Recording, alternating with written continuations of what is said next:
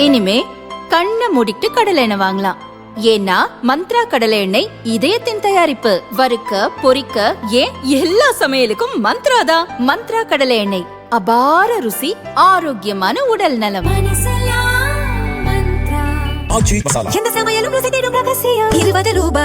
ரொம்ப டயர்டா இருக்கு.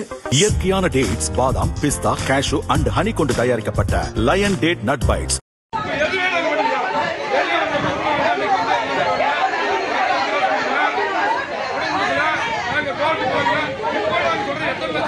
ஈரோடு மாவட்டம் கோபிச்செட்டிப்பாளையத்தில் திமுக சார்பில் மாவட்ட செயலாளர் நல்லசிவம், அதிமுக சார்பில் பிரபு போட்டியிடுகின்றனர்.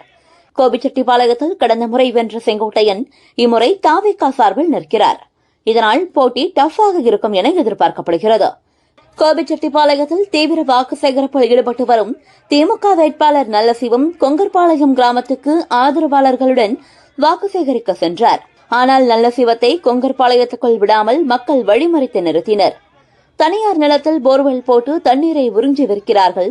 இதனால் எங்கள் ஊரில் நிலத்தடி நீர் ஆதாரம் பாதிக்கப்படுகிறது. அந்த பிரச்சனையை தீர்க்க திமுக அரசு நடவடிக்கை எடுக்கவில்லை. எங்களுக்கு பாதிப்பை ஏற்படுத்திவிட்டு இப்போது எந்த முகத்தை வைத்துக் கொண்டு ஓட்டு கேட்டு வருகிறீர்கள் என மக்கள் ஆவேசத்துடன் கேட்டனர்.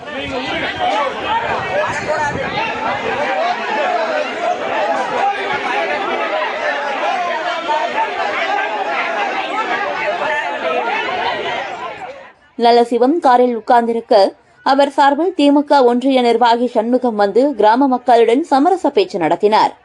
இந்த பிரச்சனைகள் நாங்கள் போராடிய போது நீங்கள் எல்லாம் எங்கே போனீர்கள்? யாரும் எங்களுக்கு ஆதரவாக போராட வரவில்லை. இப்போது தேர்தல் என்றதும் ஓட்டுக்காக வந்திருக்கிறீர்களா? உங்களை ஊருக்குள் விடவே மாட்டோம் என கிராம மக்கள் ஆவேசமாக கூறினர். இதனால் ஒன்றிய செயலாளர் சண்முகம் ஏமாற்றத்துடன் திரும்பி சென்று காரில் இருந்த திமுக வேட்பாளர் நல்லசிவத்திடம் விஷயத்தை சொன்னார்.